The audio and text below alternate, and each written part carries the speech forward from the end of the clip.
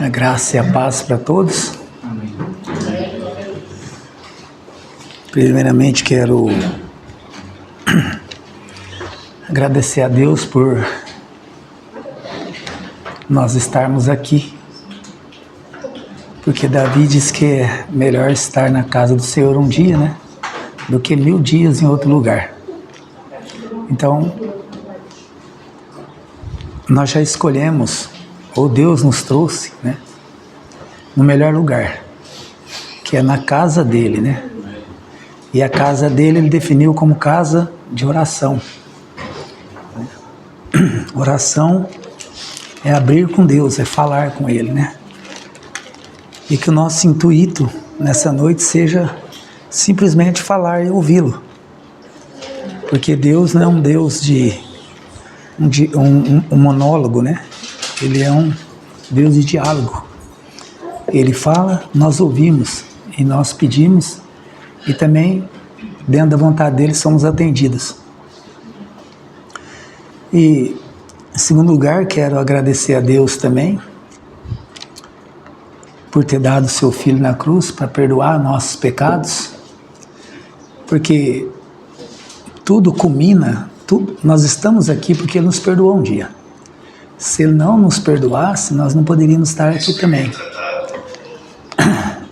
Nós estaríamos em qualquer outro lugar, menos na casa de Deus. E eu peço a Deus que perdoe meus pecados e também peço aos irmãos, se tiver alguma coisa contra mim, que me perdoe nesse momento, porque é muito difícil estar aqui em cima,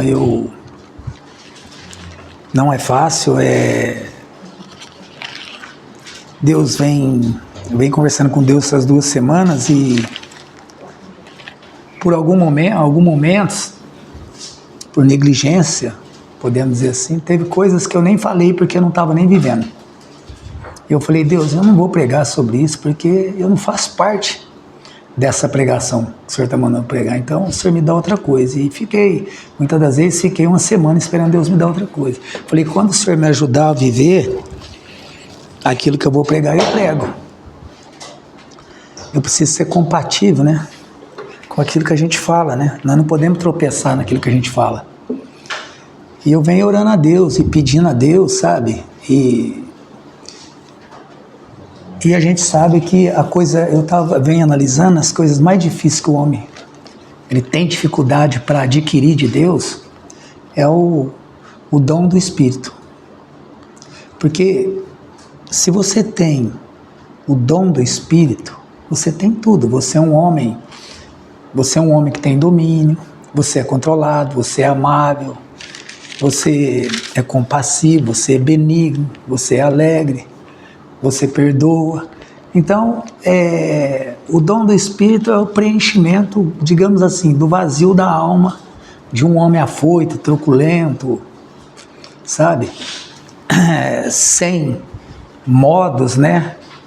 Com uma educação talvez pouca, né? E por isso que é o dom do Espírito.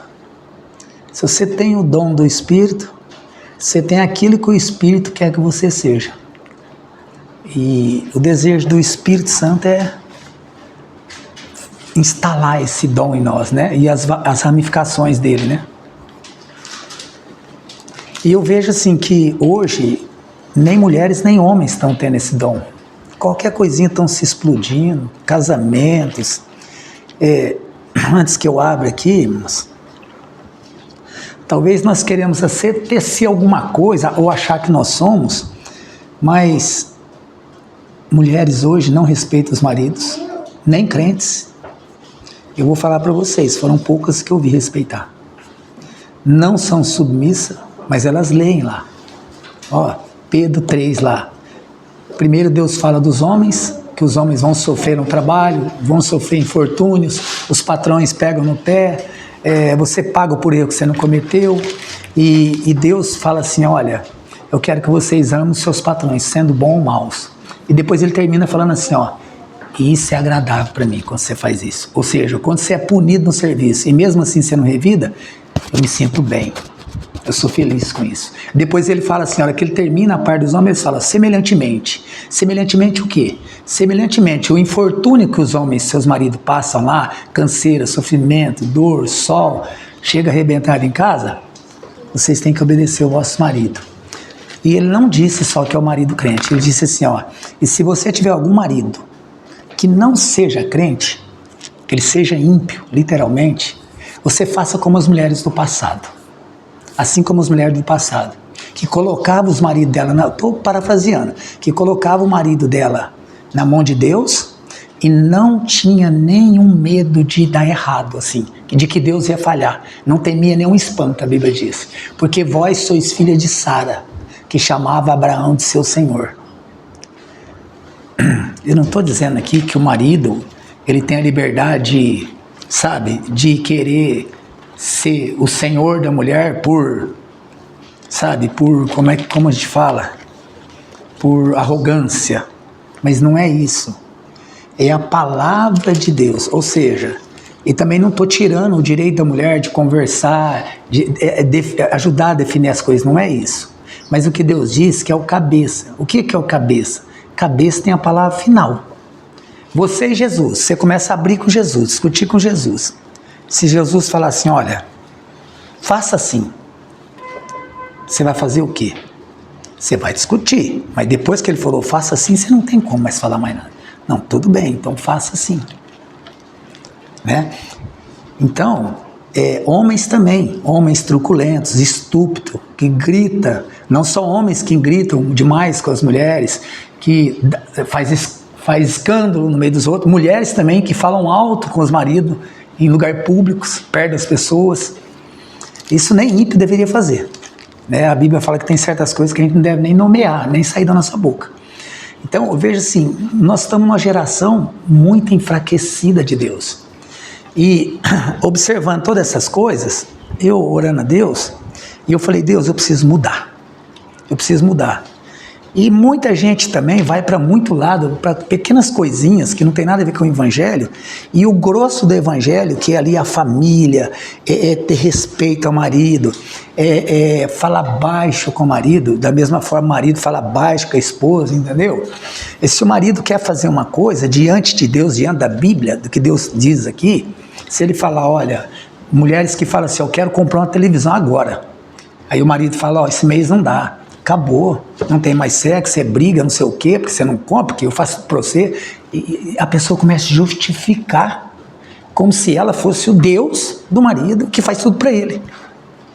Ela é simplesmente uma companheira, do mesmo jeito é ele. E aí, se o marido não compra, é uma discussão atrás da outra. E aí, eu estava falando para Deus, e nessas situações? Talvez não seja o caso nosso. Falei para Deus esse dia, mas nessa situação, o que a gente faz? O Senhor coloca nós como cabeça, nos dá essa tarefa árdua, para dominar uma mulher que não é fácil. E o Senhor, e a mulher vai em testa com o Senhor, quer que a gente quer fazer coisa que a gente não quer que a gente faz. Aí sabe o que Deus falou para mim? Não é porque você não vai convencer ninguém. Nem o marido convence a esposa na força, gritando, xingando, chutando o portão. Não vai convencer. Se o meu espírito não convencer ela, você não convence. Então você tem que fazer a mesma coisa que elas fazem. Ora e descansa em mim. E se ela precisar ser punida, eu vou punir. E se ela não for salva, eu vou salvar. E se eu não quiser salvar, ela vai ficar até o fim assim. Mas você entra no céu. Então, eu estava conversando isso com Deus, porque eu já vi muita coisa nas igrejas, muita coisa entre as mulheres, sabe? E homens também, né? Que conhecem as escrituras, mas desrespeitam elas desde o A até o Z, nesse quesito. E aí Deus falou para mim, você não pode fazer nada. Nem você pode mudar você. Só meu espírito pode mudar uma esposa, pode mudar um marido, pode mudar um filho. Você pode aconselhá-la, você pode pegar a Bíblia e mostrar. Aí Deus mostrou. O que Paulo falou quando eles estavam lá tendo um querendo Paulo, outro querendo Apolo? Paulo falou, quem é Paulo? Quem é Apolo? Ou seja, você pode plantar a palavra e regar com oração, mas você não pode mudar. Então, O nosso papel, irmão, e se você pega e uma esposa, ou mesmo a esposa, olha, você está errado, a Bíblia diz assim e tal, eu estou falando para ambas as partes, e você fala, olha, a Bíblia diz assim, isso está errado, certo? Olha aqui, está escrito assim, isso é assim, acabou. O seu papel é só esse. Jesus falou, quando você entrar numa cidade, você prega a palavra, se ouvir, você fica ali, se não ouvir, ou seja, larga para lá. Deixa na mão de Deus, Ele que resolve todas as coisas. É só Ele que convence do pecado, do juízo, não é? E da justiça. Você não tem como convencer ninguém de que Jesus morreu por você, só Ele mesmo.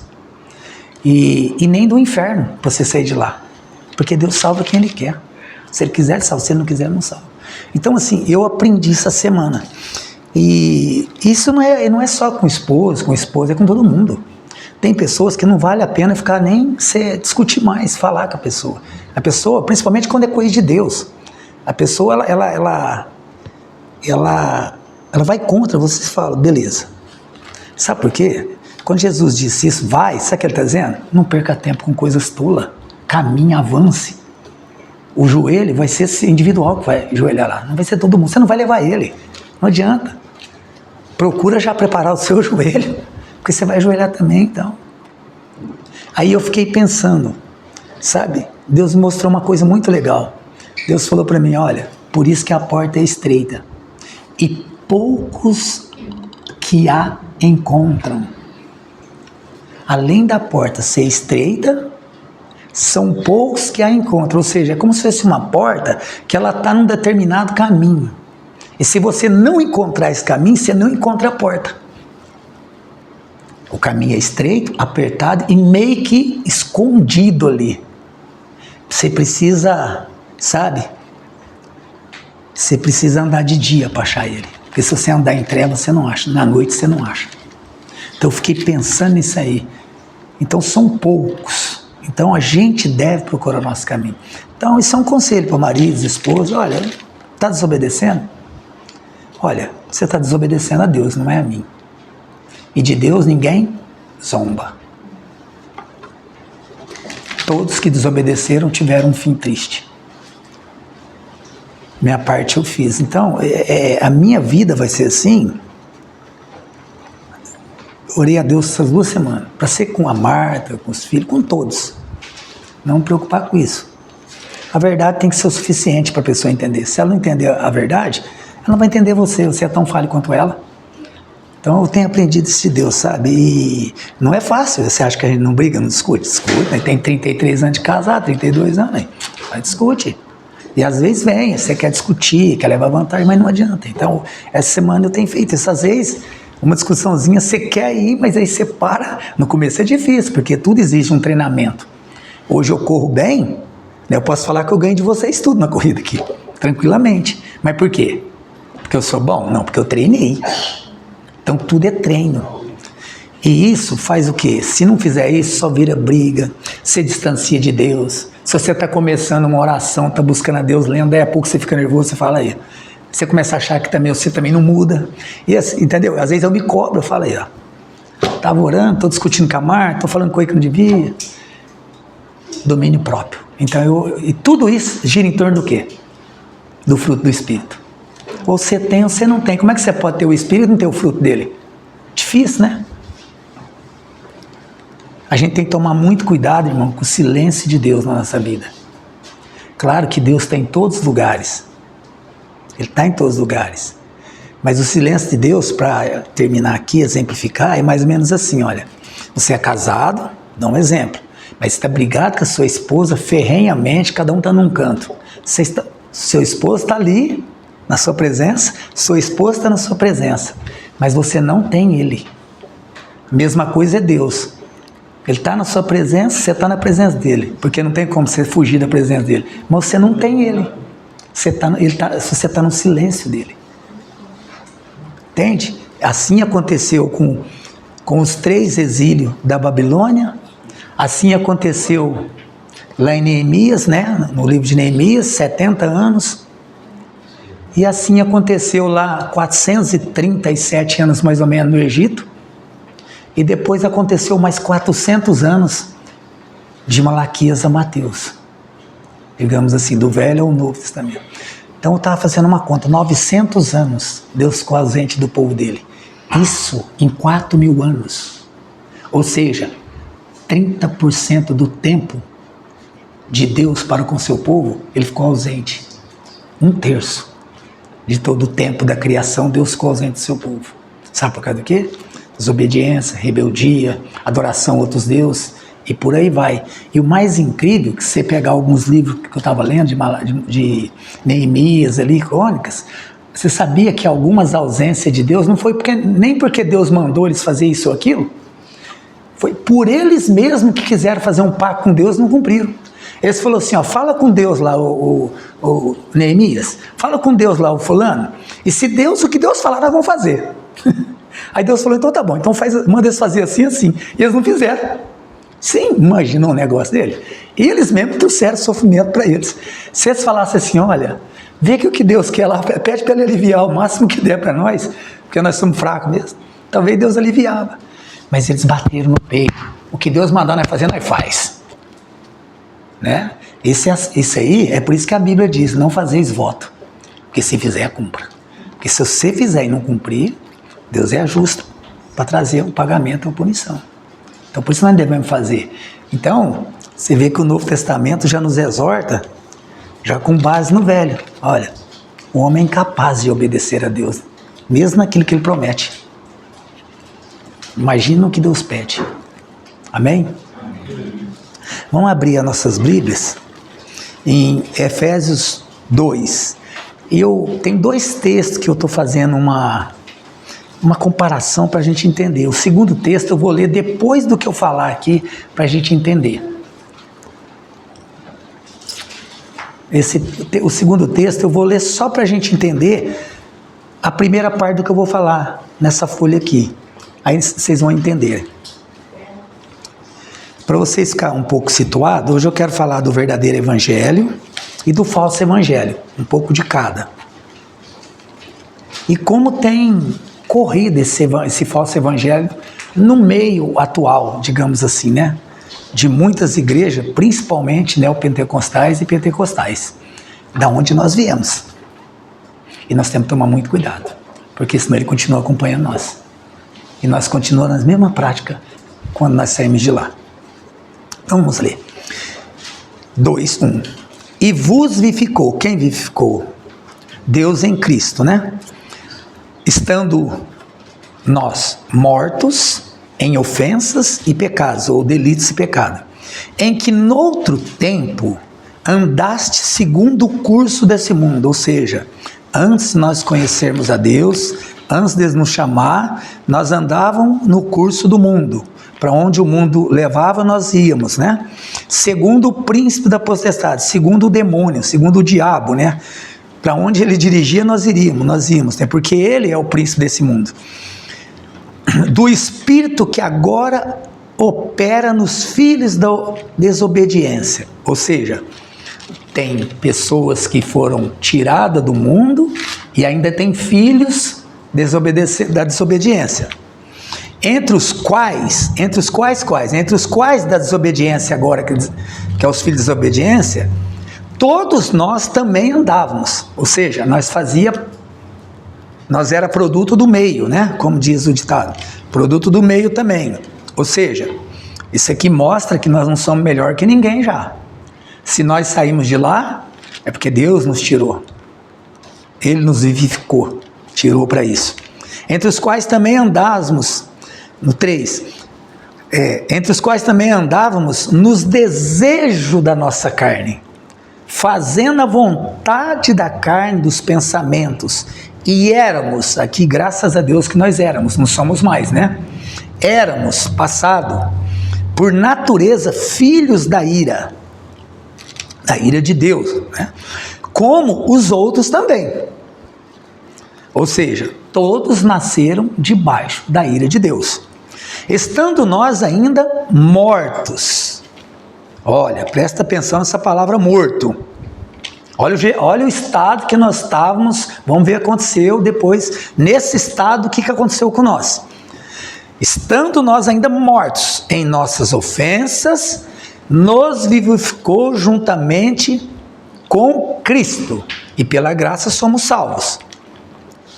E nos ressuscitou juntamente com Ele, nos fez sentar em lugares celestiais em Cristo Jesus, para mostrar nos séculos vindouros a abundante riqueza da sua graça pela sua benignidade para conosco em Cristo. Mostrar nos séculos vindouros são os séculos depois de Cristo, né?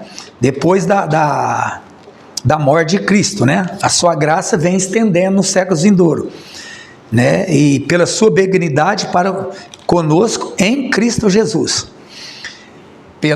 Porque pela graça sois salvos, por meio da fé, e isto não vem de vós, é dom de Deus, não vem das obras, para que ninguém se glorie, porque somos feitura sua, criados em Jesus Cristo para boas obras, as quais Deus preparou para que andássemos nela. Portanto, lembrai-vos, no outro tempo eram gentios na carne, e chamados em circuncisão pelos que na carne se chamam circuncisão, feita pela mão dos homens. Naquele tempo estáveis sem Cristo, separados da comunidade de Israel, e estranhas alianças da promessa, não tendo esperança e sem Deus no mundo. A comunidade de Israel seria o povo de Deus. Amém? Senhor nosso Deus, Pai Todo-Poderoso, nós te agradecemos mais uma vez, Senhor, porque, como diz Atos 17, 24, é o Senhor que nos dá a respiração e todas as outras coisas. Se o Senhor tirasse os 21% de oxigênio agora desse ar, Pai, nós com certeza faleceríamos, Pai, no máximo em 5 minutos, Pai. Então, Pai, mas graças à Tua misericórdia, Pai, o Senhor soprou em nossas narinas uma vez, Pai, e foi o suficiente para nos manter vivos até hoje, Pai. E nós te agradecemos, Pai, porque pelo fôlego da vida, Pai, porque só quem é vivo pode te louvar, Pai, e pode te enaltecer, como diz Davi. Por acaso na sepultura alguém te louva? Muito obrigado, Senhor, que o nosso coração, Pai, seja para o seu louvor nessa noite, Pai, e os nossos ouvidos, Pai, esteja atento para ouvir, Pai, as tuas instruções, em o nome de Jesus. Amém. Eu vou falar desse texto, mas eu quero falar um pouquinho do falso evangelho, que é fácil, né? Dá para falar até de boca. Mas eu peguei umas palavras aqui do reverendo Bruno e coloquei mais umas palavras que eu achei muito interessante e eu complementei um pouco, para ficar um pouco mais maior, um pouquinho completo, que é uma meia dúzia de palavras só, e dali a gente colocou mais algumas aqui. Eu coloquei que a ideia que Deus me deu disso aqui não foi esse texto ele entrou aqui para dar mais sentido, mas a ideia que Deus deu foi do mercenário e do bom pastor. Deus mostrou assim, que o bom pastor é o evangelho verdadeiro, e o mercenário é o evangelho das igrejas triunfalistas e ampotrocêntricas e todas essas coisas. É o evangelho do mercenário. Porque a gente sabemos que o mercenário, ele quer a lã da ovelha, né? Então ele acha um jeito de pregar um evangelho onde que ele pode arrancar a sua lã. Então eu pus aqui o falso evangelho ou o evangelho do mercenário. Nas palavras do reverendo Bruno, ele disse assim no começo, sobre as heresias instaladas nas igrejas. Como eu disse, principalmente nessas igrejas aí onde que o homem é o centro, né? E Deus é o servo deles, né? Então eles dizem assim, Deus me revelou, se você não comprar esse óleo ungido, sua vida vai travar. Aí eu coloquei aqui, o que diz o verdadeiro evangelho. O homem faz plano, mas a decisão final é de Deus. Então não tem ninguém que trava a sua vida, se Deus tem a decisão dela. Aqui está em Provérbios 16 em diante. O falso evangelho. O Senhor quer seu sacrifício agora. Não é assim? Eles pedem um sacrifício. Você tem que fazer um sacrifício agora. O verdadeiro evangelho. O único sacrifício que Deus aceitou é o do seu Filho, para todo sempre. Hebreus 10, lembra? Aí eu pus assim, não anule o que Deus já fez por você. Quando você aceita fazer um sacrifício para Deus, você está anulando o sacrifício da cruz. Quando aqueles hebreus, quando o livro dos Hebreus diz que eles estavam querendo voltar para trás, Eles falaram, ó, é impossível que Deus morra por vocês outra vez. Se vocês anular e deixar a graça que está sendo ofertada, nunca mais vocês terão salvação. E a mesma coisa é conosco, né? Então, alguns motivos aqui que eu coloquei, porque as igrejas pentecostais, neopentecostais, de onde nós viemos, né? Nós sabemos muito bem disso, ficamos décadas, né? Não fazem a vontade de Deus. É muito sério isso, mas você tem que ter coragem de falar, irmãos. Não fazem a vontade de Deus. E vocês vão ver aqui, eu vou discorrer, vocês vão ver que não fazem. E fazem a vontade humana. Campanhas, campanhas da cura, da prosperidade, da bênção espiritual, da bênção financeira, da bênção do casamento, da bênção do carro próprio, e aí por aí vai. Ou seja, o culto que era para ser para Deus, vai para o homem. Porque se eu estou fazendo uma campanha para isso, para mim, para cá, para quem eu estou direcionando aquele culto? Aquele culto é tudo para a igreja. Porque eu estou aqui para Deus, pedir um monte de coisa para Deus estabelecer um monte de coisa que eu preciso na minha vida. Esse culto não é para Deus. As igrejas, a maioria das igrejas hoje, não todas, mas estão fazendo culto para eles mesmos. E pena que as pessoas não conseguem enxergar isso, né? E a gente tem que denunciar isso, irmãos. E transformam o culto que era para ser para Deus é para o homem, né? Vira um culto antropocêntrico. E se é antropocêntrico, tudo gira em torno do homem, né? Transforma numa espécie de idolatria pecaminosa a palavra de Deus.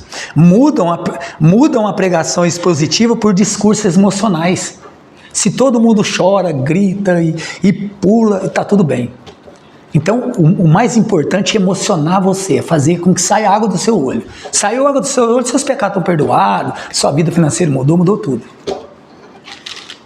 Sai água do olho, se você pegar um cantor que canta muito bonito, um cantor lírico ali, ó, você chora também. E não vai transformar sua vida em nada. Não é assim? Você vê uma criancinha louvar a Deus ali, você chora também, mas não vai mudar a sua vida. Deus deu um dom para ela, mas isso não transforma você. Experiências não mudam a vida da gente, irmão. Experiências sensoriais. O que muda é a palavra de Deus. Deus fala conosco? Fala. Entendeu? Mas o que muda é a palavra. Senão ele não deixava. Ele ficava falando com todo mundo. Olha isso, é aquilo. Olha que lindo, bonitinho. Se você chorar, você já sara. Então muda a pregação expositiva. Ou seja, elas não sabem fazer uma interpretação correta da palavra, do texto, mas sabem profetizar, sabem dar piruleta, sabem plantar bananeira, tudo isso elas sabem, menos interpretar o texto corretamente. Sabe falar que Deus está prometendo um punhado de coisas para você, que Deus vai fazer isso, que aquilo. Isso eles sabem de cor. Que Deus vai fazer uma coisa na sua vida hoje, vai mudar a sua história. A Bíblia não tem escrito nada, a Bíblia diz que a única história que você tem que mudar é arrepender dos seus pecados. Senão a história não vai mudar nunca. Porque sem arrependimento de pecado, ninguém entra no céu. E a única história que nós precisamos completar é colocar nossos pés no céu. Para isso, precisamos nos arrepender todos os dias. O terceiro ponto aqui é a decisão humana em lugar da regeneração espiritual. Viu como é que é o negócio? Em vez de regeneração, então, claro, como eu disse, se o culto é antropocêntrico, tudo será para o homem naquele culto. Se o culto já é feito para o homem, tudo que vier depois ali, durante a pregação, é tudo para o homem também, não vai ser nada para Deus. Até mesmo um pseudo-evangelho, um evangelho com teor falso. Até quando o cara vai ler a Bíblia, vai ler o evangelho, ele vai transformar esse evangelho num evangelho falso. Por quê? Ele não pode falar de Deus, ele está falando só sobre você. Como é que ele vai mudar toda a história agora? Aí vai desconectar o que ele começou no começo do culto. Ele tem que começar a falar para você. Aí ele começa a fazer Deus. E aí, uma das coisas que também, irmãos, que vocês vão assustar agora, que eu estou pensando muito nisso, é aceitar Jesus. Isso aqui é quase uma coisa maligna. A pessoa dizer, olha, você quer aceitar Jesus? Talvez vocês tomaram um choque anafilático agora, alguns, mas eu sei que alguns sabem que o que eu estou falando é a realidade. A pior coisa que alguém pode fazer é chamar alguém para aceitar Jesus. Sabe por quê, irmãos? Porque Jesus não é uma mercadoria para ser aceita ou rejeitada. Ele não é uma mercadoria. Esse é um culto antropocêntrico também. Talvez a primeira vez que vocês estão ouvindo, está levando um choque. Mas Deus é santo. Ele não é uma mercadoria. Você quer ou não quer? Vai pegar ou não? Vai pegar ou largar. Não é mais ou menos assim? Não é porque você quer aceitar Jesus, eu só posso mudar as palavras aqui, ué. Quer ficar com Jesus ou não quer? É de graça. Você não aceita Jesus, irmão. Você viu o que está escrito aqui? Depois nós vamos falar isso. Eu e você estava morto. Morto não tem condição de aceitar Jesus. Morto não anda, não fala, não gesticula. Ele está inanimado. Como é que você pode aceitar Jesus morto? Como é que um morto pode levantar o Jesus? Eu morri aqui, mas dá um tempinho para mim, depois eu volto para a cova. Está morto. Como que você diz para um morto, fala para ele, ó, aceita Jesus. Aí eu te pergunto, quem que é o tolo? O morto ou eu? Eu sou mais tolo do que o morto, mais nécio, mais sem compreensão do que o próprio morto. Ou seja, se eu sou um pastor e mando o Derek aceitar Jesus, eu conheço menos Deus do que ele. Porque ele está morto.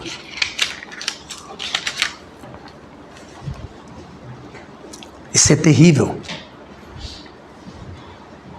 Porque Jesus não é uma mercadoria que você pode aceitar ou recusar. Olha só, isso aqui. Eu vi isso aqui em João 10:10 também. Lembra quando Jesus disse lá? Ele disse assim, olha. No texto ele diz assim, acho que é Lucas, né? 23. Ele fala assim, todos quanto o Pai me deu, jamais lançarei fora, né? Jamais se perderão. Olha só, olha aqui. É de que eu coloquei para a gente entender esse texto também junto. Isso que nós estamos falando, de aceitar Jesus, que Jesus não é uma mercadoria. É Deus Pai que nos leva a Cristo. Lembra? Todos quanto o Pai me deu. Ou seja, quem é que leva as ovelhas a Cristo? É o morto? É o pastor? É o próprio Deus que leva você para Cristo te aceitar. Ele já está lá. Lembra que você não é a primeira ovelha. Ele disse assim, olha, tem algumas ovelhas ainda que faltam nesse aprisco. Então essa graça que está falando aqui, nos tempos vindouros que ia te alcançar, Deus tem que chamar você, escolher você, e depois levar você lá para o bom pastor cuidar. Então não é você que vai, não é você que escolhe. É Ele que busca. E nós já lemos aqui, que não é mérito nosso, né? E nós vamos ver mais aqui sobre isso aqui. E por quê? Por que que é assim? Porque Ele nos aceita se Ele quiser. Porque Ele salva quem Ele quer. E condena quem Ele quer. Lembra quando Ele diz lá para Moisés? Terei misericórdia de quem eu quiser ter. E condenarei também quem eu quiser condenar. Agora, você quer aceitar Jesus?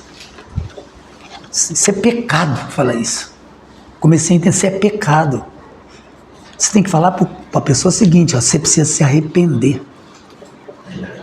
Você é tão pecador quanto todos. Se ele não saber o que é pecado, você mostra os pecados para ele. O que é pecado? Ele vai saber na hora. A hora que você começar a falar para ele, ó, você não faz isso, não fez isso, nunca fez aquilo, ele já vai entender. Fala, então, não ofende a Deus? Então, ofende. Então você precisa se arrepender. Para que Deus possa te salvar. E Ele salva quem quiser, Ele condena quem Ele quiser. E se você quiser saber sobre isso, anota. Romanos 9, 14 ou 18. Está tudo lá. Então, a Bíblia mostra para você se eu estou errado ou se eu estou falando a verdade. O texto que nós lemos, né, que é Efésios 2, diz o quê? Que Ele nos deu vida, estando mortos em nossos delitos e pecados. Como eu disse, morto não toma decisão, morto não aceita Jesus, morto não tem livre-arbítrio, Morto não escolhe nada, foi Ele que nos escolheu, segundo o quê? O beneplácito da sua vontade. Ele decidiu escolher. Aí eu falo para vocês, para nós ir terminando esse texto do falso evangelho, que dificuldade é essa que nós temos de entender que somos miseráveis, pecadores, e que Deus é um Deus santo e soberano, e que governa todas as coisas, até a nossa vontade. Você e eu não somos autônomos. Ou você é servo do pecado, ou você é servo de Cristo. Você não é autônomo. Autônomo é aquele que fala assim, olha, eu não quero nem A e nem B. Isso é livre-arbítrio. E não tem jeito. Ou você está em Deus, ou você está no pecado. Então você não tem livre-arbítrio. Você é escravo de um ou do outro. Você é manipulado dos dois lados. Mas o que essa igreja apresenta é um Deus subserviente. Sabe? Um Deus que está ao seu comando. Está ali para te servir. É um Deus vassalo, rendido às suas trivialidades humanas, um Deus que dá carro, casa, casamento, um Deus que serve o pecador, e não um pecador que serve a Deus e a sua vontade. Esse não é o Deus da Escritura. Abandone esse evangelho frajuto, anátema, 1000 vezes maldito. Não se ajunte a lobos. Não pense que você, olha, que Deus me deu agora, pouco de tarde. Não pense que você nunca mais poderá voltar para lá, para esse evangelho. Não pense que você não pode voltar para lá um dia. Vamos lá. Como eles dizem, você não é cauda, irmão, você é cabeça, não é assim que eles dizem? Você é cabeça e não cauda, irmão. Ué, se você é cabeça, então você não precisa nem de Deus, porque a Bíblia diz que Cristo é o cabeça da igreja. Então você não é nem igreja. Eu já vi pastor falar muitas vezes, irmão, Deus te colocou como cabeça, não como cauda. Que coisa terrível, né? Quando a gente vai entendendo, né? Deixa eu dizer uma coisa para você, né? Eu e você em Deus, nós somos um verme, irmão. Então vamos na Bíblia aqui para mostrar que nós não estamos seguros só por saber isto. Você está seguro se você manter na presença de Deus? Vamos para Gálatas, para nós saber, para a gente ver que a gente não está seguro. Gálatas fala um pouco de um povo aqui que começou bem igual nós. Aí passou um tempinho, irmãos, eles começaram a apostatar. E olha que eles foram ensinados por um maior mestre da Bíblia humana, hein? Paulo. Atrás um pouquinho de Efésios, umas folhinhas. Gálatas 1. 2 folhinhas para trás de Efésios. Está em Efésios, volta 2 páginas. Ó.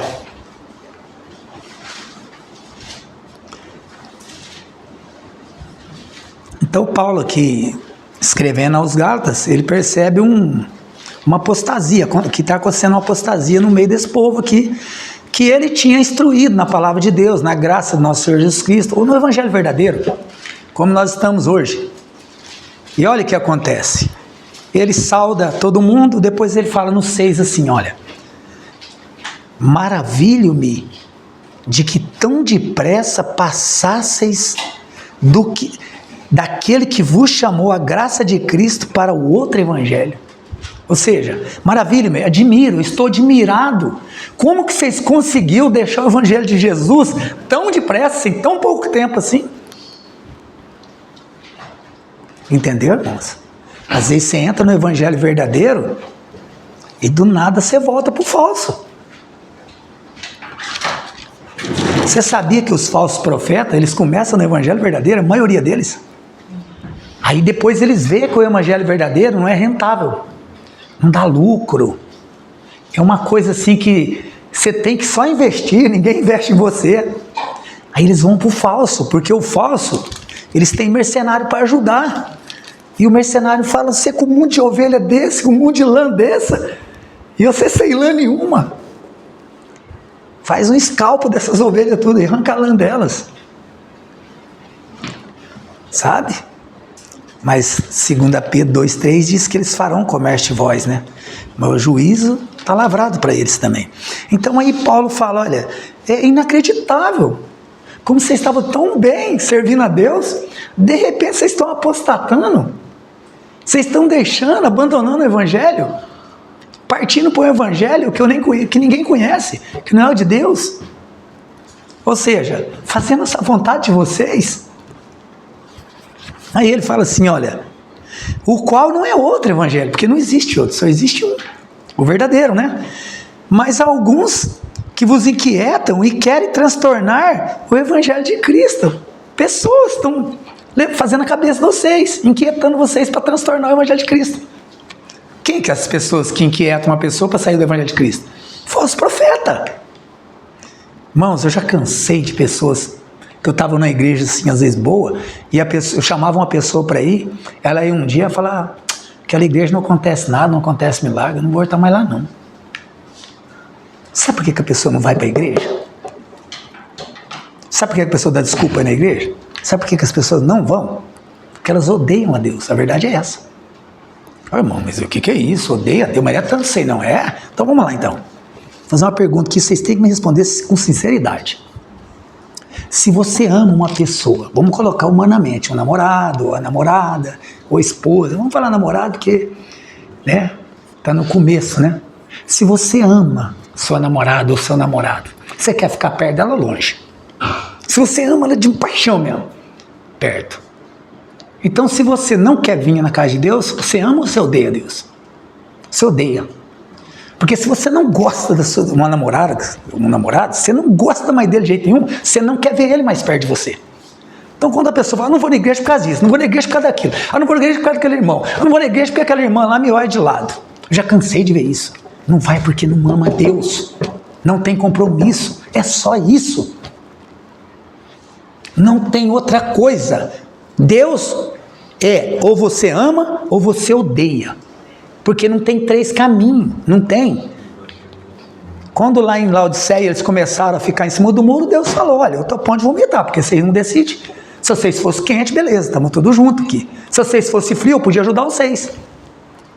Vocês abriam a porta, eu entrava. Mas não tem jeito. Vocês não querem nem uma coisa nem outra. E tem pessoas que é assim. Eles acham que eles possam ser Deus. Eu não preciso estar no meio de ninguém, não preciso estar na igreja, não preciso estar em lugar nenhum. Eu fico na minha casa. Ah, é? A Bíblia diz que Jesus era de costume ir todos os sábados na sinagoga. Ele estava lá. Com 12 anos ele já estava lá discutindo com os mestres. Jesus pregava todo dia. E você sabia que tem uma classe de pessoas dessas? Que às vezes vai a Deus, de vez em quando, e Jesus mostrou o caráter deles. Aquele povo que ele transformou o pão, Deus mostrou isso hoje, transformou o pão em peixe. Jesus falou, vocês estão atrás de mim?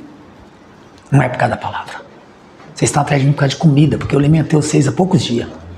Tem pessoas que são assim. Agora pega a comida, transforma ela numa outra coisa. Bênçãos materiais, desejos naturais, desejos materiais, realizações. Não é assim que a maioria da igreja está?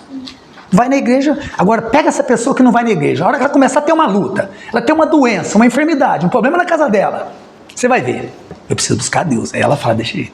Ou seja, Deus continua sendo um subserviente para ela de novo, tem que ser um capacho dela, um vassalo, ela quer Deus para um vassalo, para cuidar dela, estou precisando disso, agora é a hora do Senhor agir, sabe?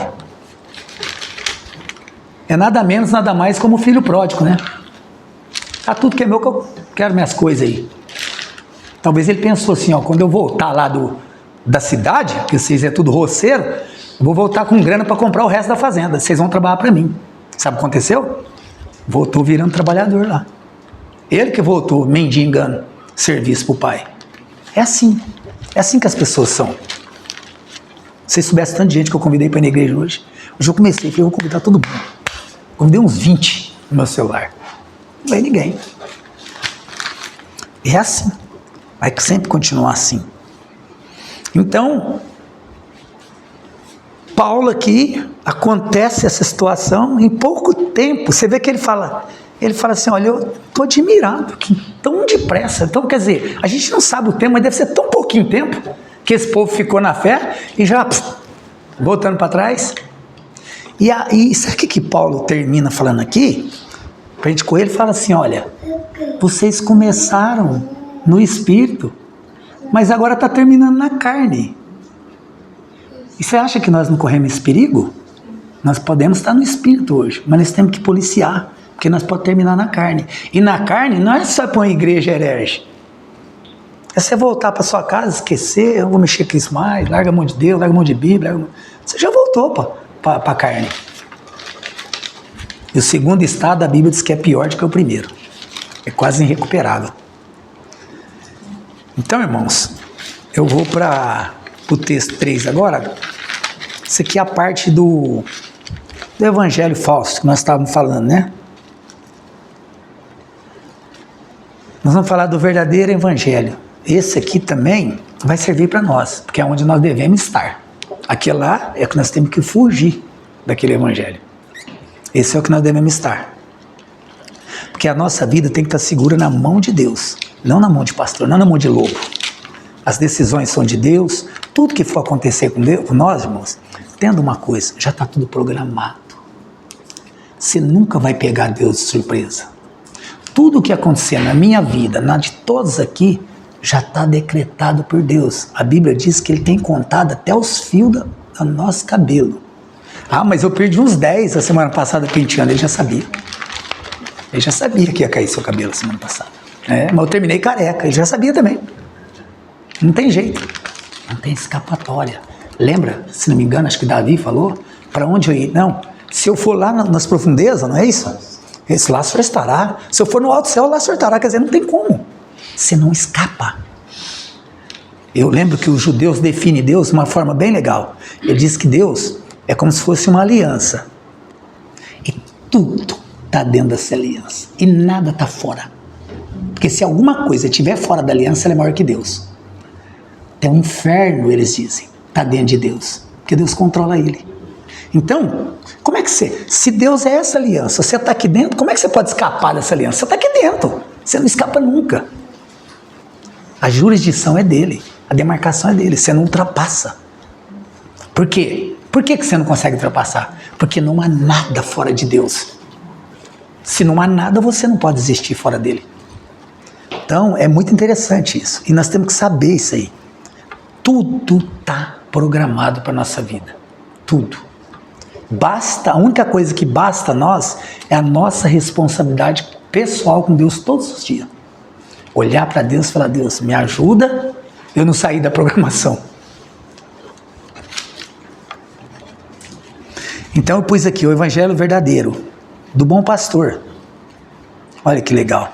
Lá é muito bom estar lá, né?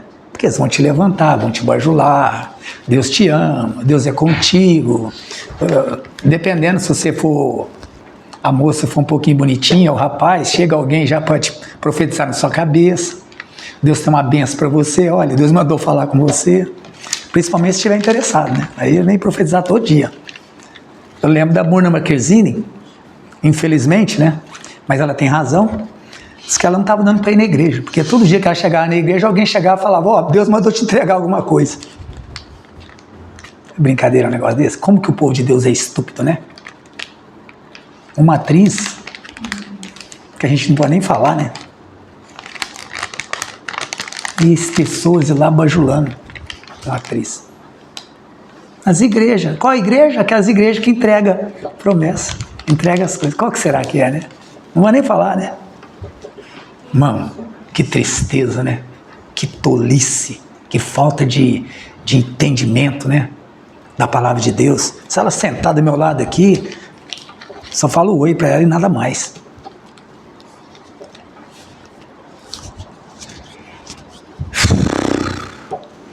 O evangelho verdadeiro não é uma mensagem atraente. Irmãos, essa palavra aqui, ó, não é uma mensagem atraente. Eu gostaria que cada um de vocês pensasse o que não é muito atraente. Ela deve ser atraente, mas ela não é. Ela não é porque nós não estamos preparados para receber a mensagem do evangelho, de fato. Porque nós somos muito mundanos. E quem é mundano, ele entra em choque com o evangelho. Ela não é uma mensagem atraente. Eu lembrei de uma coisa muito legal. Ela não é uma caixinha de surpresa. Lembra que é a caixinha de surpresa? Tirar um versículo, né? Que lá não. Que você sai e sai uma benção para você. Não sai não. Às vezes sai a espada. Certo? Porque Jesus, para pagar o nosso pecado, foi perfurado. É uma caixinha de promessas para te dar prosperidade, levantar seu alto astral, sua autoestima, melhorar a nossa vida. A mensagem do Evangelho não é para isso. De jeito nenhum. Você está morto. Como é que vai melhorar a sua vida? Você nem tem vida. Melhorar seu astral, melhorar sua beleza, sua pele, como? Pele de morto é necrosada. Não dá para melhorar. Pode cremar, né? Às vezes, né? Aí melhora um pouco, mas crema já acaba com tudo. Com o odor, né? O verdadeiro evangelho é uma afronta. É o contrário de uma mensagem agradável. É uma afronta, é uma pedra de tropeço para nós. Lembra que Jesus era a pedra de tropeço? Ele foi a pedra de tropeço para todos. Um escândalo para o orgulho humano. Nós somos muito orgulhosos. Sabe por quê? Nós vamos continuar entendendo porque é isso. O evangelho, porque não é para massagear nosso ego. Não é aquilo que eu acabei de falar antes do outro evangelho. Esse aqui é o contraste do outro evangelho. Vai fazendo a comparação, se você entendeu o primeiro. Ele não vem para massagear nosso ego, mas para destruí-lo. Sabe o que ele quer? Destruir você, suas ideias, suas vontades. O evangelho é um símbolo de morte. Por quê? Ele começa mostrando a nossa falência moral. Ele não diz, olha, você pode melhorar. Não. Ele diz, você está morto em seus delitos e pecados. Não é como o David Leonardi, viu, David Leonardi? Você fala, Jesus, que jeitinho dele. Você é uma bênção na mão de Jesus. Não. A única bênção na mão de Deus é o próprio Filho. Ele falou, este é meu filho, a quem tenho prazer em me comprar, só. Você é filho por adoção. Você não é filho nem direto de Deus. Porque você é filho de Adão depois da queda. Quando nasceu Sete, lá em Gênesis, e Eva concebeu um filho tal, segundo a imagem e semelhança de Adão. Não mais semelhança de Deus, porque nasceu pecador. Pecador não tem semelhança nenhuma com Deus. Adão era semelhante de Deus quando foi feito, mas os filhos de Adão já eram semelhança dele mesmo, que era um pecador. Luz não mistura com treva. Então, não tem como você melhorar nada em você, porque você está morto nos seus delitos e pecados. O evangelho faz o homem se curvar e dizer, Senhor, tu és justo em me condenar. É assim que você tem que aceitar o evangelho. É assim que você tem que falar para Deus, olha, o Senhor é justo em me condenar. Hã? Você tem coragem de falar isso para Deus? É mais fácil pedir bênção, né? Claro que é, até eu acho. E essa verdade, irmãos, você falar para Deus, olha, você dizer para os... Quando eu falo, você é justo, o Senhor é justo em me condenar, é como se eu estivesse falando, o mundo dizer para Deus. O correto é o mundo dizer, Senhor, o Senhor é justo em nos condenar. Só que essa verdade, que eu acabei de falar, ela é insuportável para os homens. Sabe por quê? Ela é insuportável para os homens. Por quê? Os homens e as mulheres hoje são empoderados, que odeiam qualquer ideia de juízo e dependência divina. É ou não é? Se você dizer para uma pessoa que ele é dependente de Deus, você acha que você é o quê? Você é dependente de Deus. Ele odeia essa ideia de depender de Deus, porque ele acha que ele é empoderado, ele acha que ele é o Deus próprio dele. Inclusive as igrejas, quando eu falei, eles quase são Deus próprio de lá também. Né? Não podem nem tocar neles. O evangelho não é moldado, ele não foi feito, moldado para agradar o mundo, mas para glorificar a Deus. O mundo ama um evangelho que não exige arrependimento. Esse é o evangelho da maioria das igrejas, não exige arrependimento, que não denuncia o pecado, que não fala em juízo e muito menos em inferno. É esse evangelho que eles gostam. Se você falar essas três coisas, que são as três coisas que o Espírito Santo faz, né? Convencer do pecado, do juízo, não é? E da justiça de Deus. Mas o evangelho verdadeiro afirma que o homem, como nós leu, né? Que ele está perdido e que precisa urgentemente do quê? De redenção. Deus quer tirar você dali, resgatar você dali. E esse evangelho que o mundo ama é a mensagem do anticristo. O evangelho que eles amam é a mensagem do Cristo. Qual? Com uma cruz no pescoço. Eles acham que ele tem Deus no pescoço, porque tem uma cruz lá. Fácil de aceitar, porque ele não ofende. Ou seja, é um veneno doce. Mas o evangelho que Paulo e os apóstolos pregavam, que é o que nós estamos lendo, é que o homem o que está? Morto. Morto, e só há um remédio para ele: Cristo crucificado. Não tem outro jeito. Não há saída. O homem rejeita esse evangelho porque é impossível aceitá-lo sem morrer. Morrer por quê? Morrer para si, para o seu pecado, morrer para o seu orgulho, morrer por todos os seus méritos. Você tem que falar: olha, eu sou incapaz diante dessa situação. Sabe como é que, onde tem uma explicação disso? Lá no texto onde os dois, o publicano e o fariseu, subiu ao templo. O fariseu, cheio de si, né? A Bíblia diz, orava de si mesmo para si mesmo. Eu jejuo 2 vezes por semana, dou o dízimo de tudo quanto eu ganho, Senhor. Ou seja, mereço para o céu direto. Jesus disse que ele não foi. Viu? Ou seja, dízimo. Tem uns que falam que você vai para o inferno se você dá um dízimo. E o duro é que Jesus falou: nem se é dando, você entra no céu. Então não tem saída para você, nem dando, nem não dando. E o outro disse o quê? Nem ousava olhar para cima, mas batia no peito e dizia: se propício a mim, sou um pecador. Jesus disse que ele foi justificado. Sabe por quê? Ele desarmou de todos os méritos naturais dele.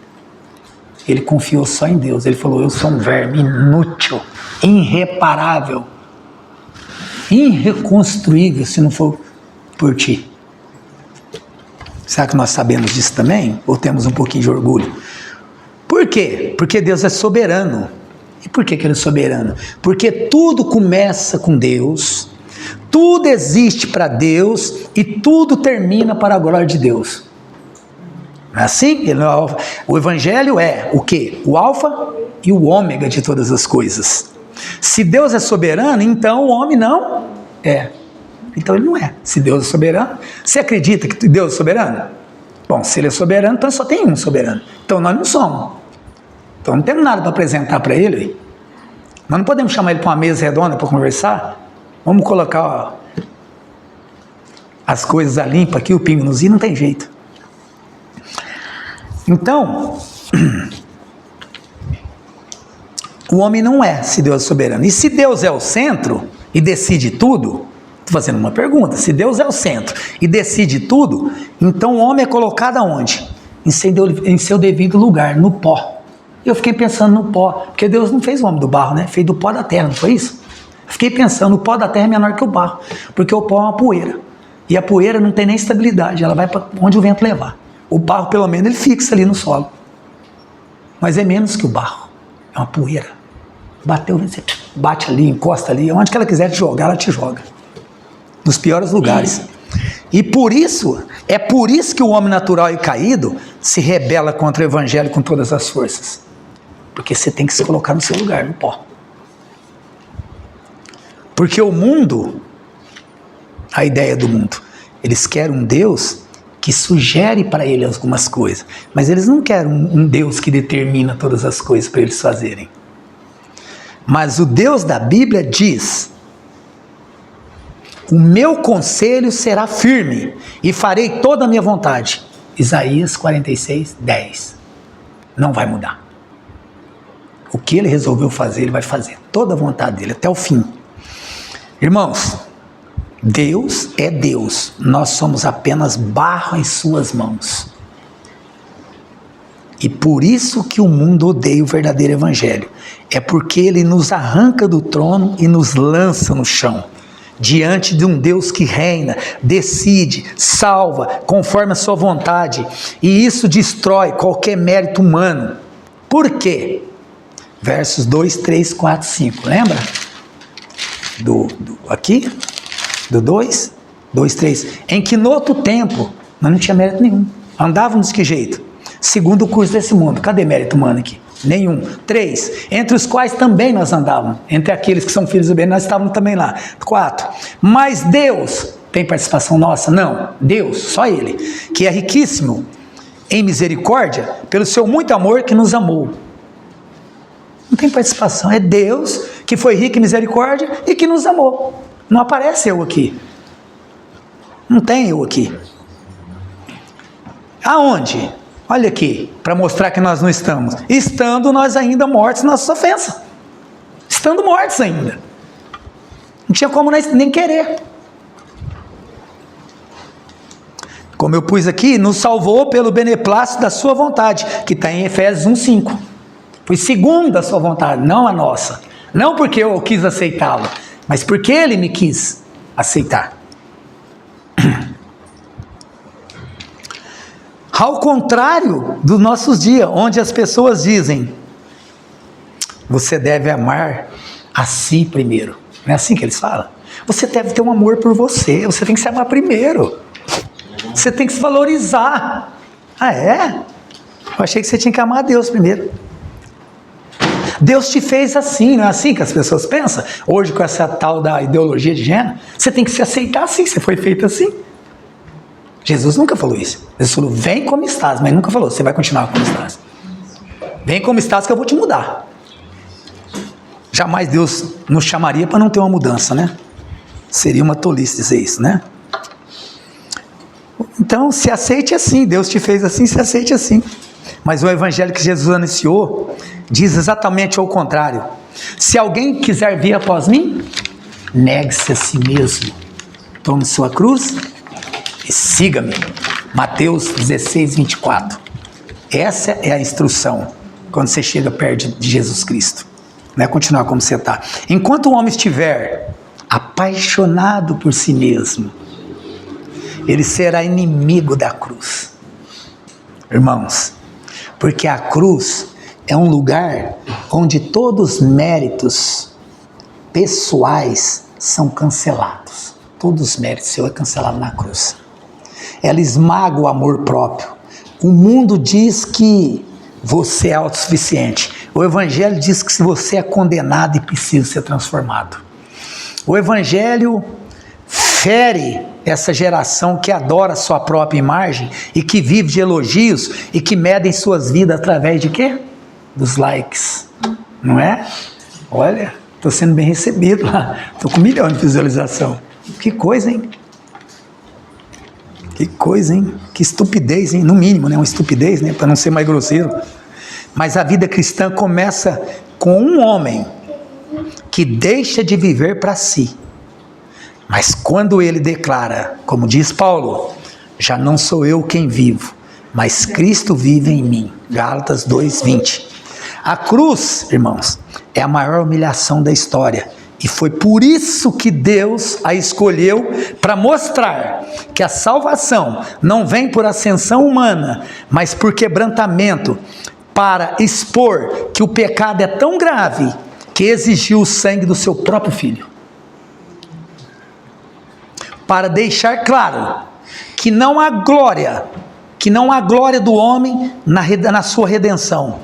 Esta é a sentença do evangelho verdadeiro, porque o mundo até tolera o Cristo que consola, mas rejeita o Cristo que comanda.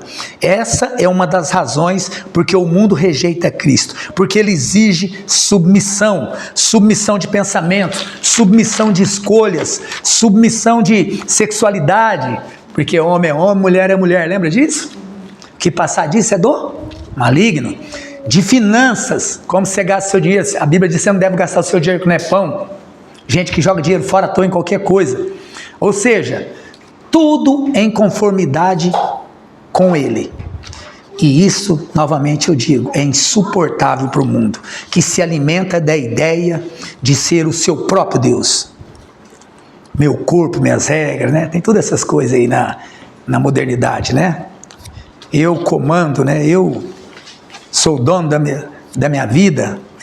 ninguém manda em mim, chega a falar abertamente. O evangelho não é uma sugestão, irmãos, é um decreto. E a única resposta aceitável é essa, irmão. Senhor, eis-me aqui. Só essa. Lembra de Samuel falando isso? A mensagem da cruz não diz, veja o quanto você é importante, como o David Leonard fala, né? Não. Ela diz assim, ó, veja quanto Deus é glorioso ao salvar um pecador como você. Mesmo ele sendo Deus, ele olha para você e te salva. A grandeza dele, ele não precisava disso. Lembra que a Bíblia, vamos falar assim, lembramos que a Bíblia não começa com o homem. Ela começa assim, ó, no princípio Deus criou. Ela não começa com ninguém. Começa com Deus já. Nesse momento, irmãos, tem milhões de igrejas cheias, cultos animados, com músicas, discursos emocionantes, homens e mulheres falando de Deus. Mas a maioria dessas expressões religiosas não tem nada a ver com arrependimento. Tem ou não tem? Não tem nada a ver com arrependimento. Está cheio de coisas do mundo. Não tem nada a ver. E nem arrependimento nem transformação. O que é arrependimento? Para a gente saber, né, se eles têm alguma coisa a ver com arrependimento. Arrependimento não é só dizer, me perdoa, Senhor. É odiar o pecado, lutar contra ele, fugir dele, desejar agradar a Deus acima de tudo e viver com o rosto no pó, reconhecendo que a graça de Deus não é barata e que Cristo morreu para te libertar da escravidão, para não te deixar presa a ela como um religioso, e sim ser um ser transformado pela graça divina em Cristo Jesus. Amém? Amém. É isso aí. Esse é o arrependimento verdadeiro. Esse é o evangelho verdadeiro. É o evangelho no qual nós não temos nem o direito de querer decretar alguma coisa ou colocar alguma coisa para a nossa vida, mas sim aceitar como ele é. E o ponto final é, a gente tem que tomar muito cuidado para não arrastar de fora o que já contaminou nós precisamos descontaminar.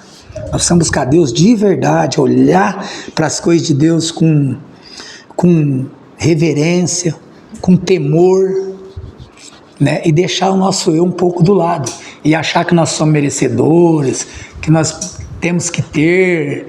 Deus, eu já vi pessoas, irmãos, de olhar para outros crentes que às vezes são beneficiados por Deus, porque Deus faz o que Ele quer, na hora que Ele quer, do jeito que Ele quer, ser beneficiados, e Ele falar assim, ó, eu estou na igreja há tantos anos, esse irmão chegou mês passado. Você entendeu? Deus está abençoando ele. Mas o que Deus está abençoando ele? A parte material. Você vê o foco do cara? Ele olhou para o irmão, em vez de olhar se o irmão está crescendo em graça e conhecimento, não. Ele olhou no que o irmão prosperou. Ou seja, é um cidadão digno que quer morar no mundo para sempre. Ele não quer ir para o céu nunca.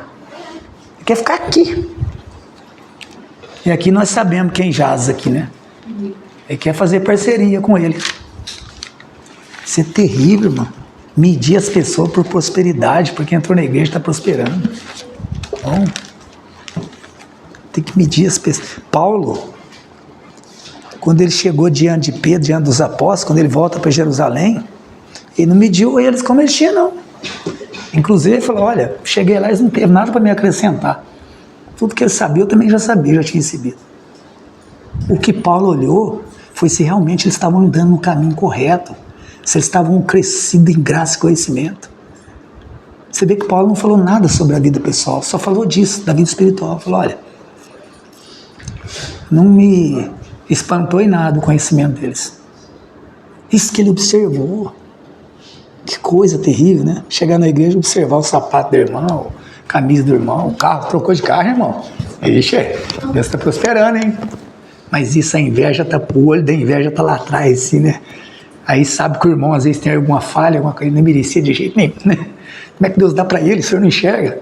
Sou melhor que ele, eu que devia ganhar esse carro.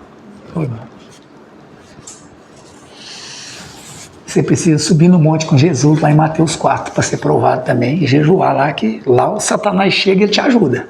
Primeira coisa que ele vai te fazer é levar você lá num alto monte e mostrar o mundo inteiro. Ele vai falar, ó, se tão somente se ajoelhar aqui, no meu pé, isso é tudo meu. É só fazer isso, irmão.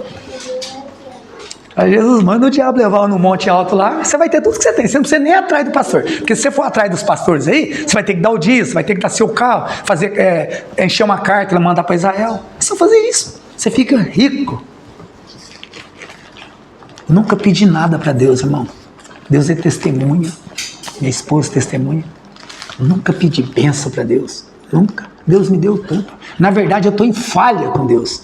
Porque quando eu falei, Deus, eu só disse assim para Deus, o dia que eu tiver um pouquinho melhor a situação, eu vou te servir melhor. E Deus me melhorou a minha situação faz 6 anos. E eu ainda não estou servindo a Deus melhor. Então eu estou em falha. Eu sempre andei de bicicleta, nunca teve problema para mim. Hoje eu tenho carro novo, mas o que muda isso? Nunca pedi, Deus deu. Nunca pedi nada para Deus.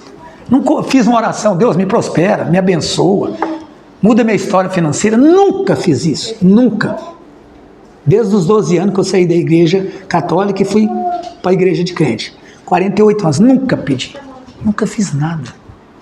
E se Deus tirar, eu cato até latinha, carpinho no quintal, para mim não faz diferença nenhuma. A única coisa que eu peço é que Ele me dê saúde para mim continuar. Porque se Ele diz que eu tenho que ver do suor do meu trabalho, então, Senhor, mantenha minha saúde. O resto você pode deixar que nós resolve.